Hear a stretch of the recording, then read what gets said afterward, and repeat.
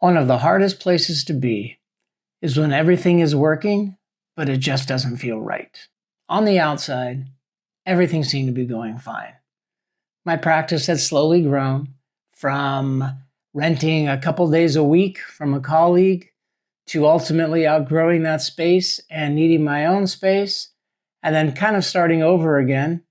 But that grew from 0 clients to 1 client to 2, eventually 4, and on it went. And it was very stable and it was very good. It was satisfying work.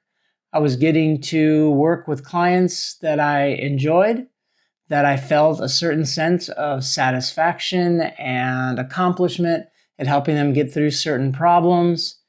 Yet at the same time, there was starting to grow a tiredness. Now I'm talking years. This wasn't from, I opened 1 month and by the next month everything had gotten, that way.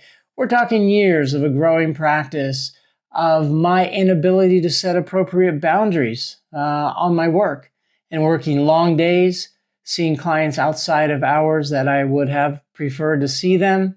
But again, from the outside, that looked great, didn't it? Imagine, I even had a waiting list at some point. Even I was surprised by that. That had grown to a month. There was a time clients had to wait a month between their appointments because I was trying to take in so many clients because so many were reaching out. And I was grateful to help so many. It was a really, really good process. And from the outside, with everything looking so good, there really doesn't appear to be any reason to make a change in career at this point. Yet, it was a tug I was starting to feel more and more as time went on, more and more as the years went on. And that's what started to get me thinking that perhaps there was another direction to go. And that interaction with photography that I talked about earlier was a part of that motivation. And so here I am today. And that tug, sort of that push and pull that I talked about, is kind of the difference between an internal reality and an external reality. Externally, as we've said, everything looked great. There was no reason to even consider making a change. But on the inside, my internal reality was changing. I was feeling more and more tired. I was starting to dread some appointments as they were come up. Not because I didn't like my clients, simply because I was tired or was going to be the same thing again, sitting and helping somebody through a problem as opposed to doing something that felt more aligned with the person I seem to have been becoming over the years. Maybe somebody I always was and I kind of put aside. That takes me back to a funny story. I remember when I was in graduate school and we had to write some essays with some question prompts, for our professors. And I remember this one, and it was something about transitioning into a professional role or whatever. And I had long hair at the time, as I did not that long ago. I just recently got it cut. And I remember my answer being along one lines that, I would need to be a professional, cut my hair, something along that lines of playing the part. And the marks that came back from the professor was something along the lines of, "Are you ready to be a professional?"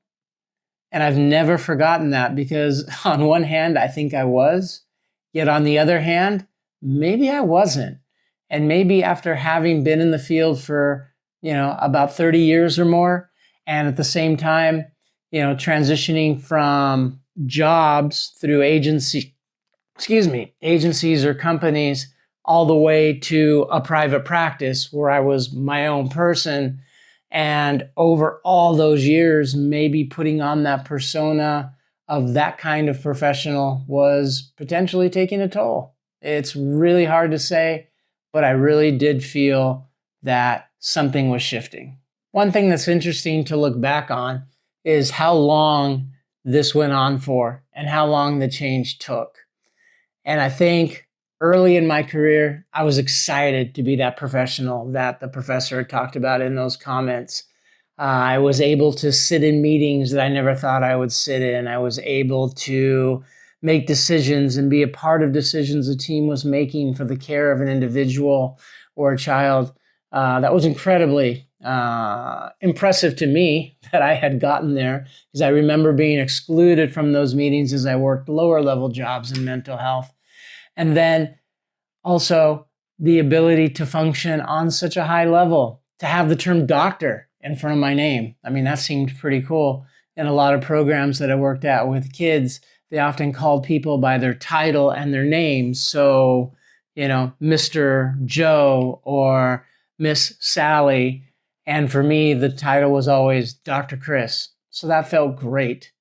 And so I think there was a long transition over a lot of years where I started to feel that things needed to change, or I guess I didn't really realize it was a change. I think part of it was just wanting something different, or just feeling that something wasn't right. That's probably the best way to put it.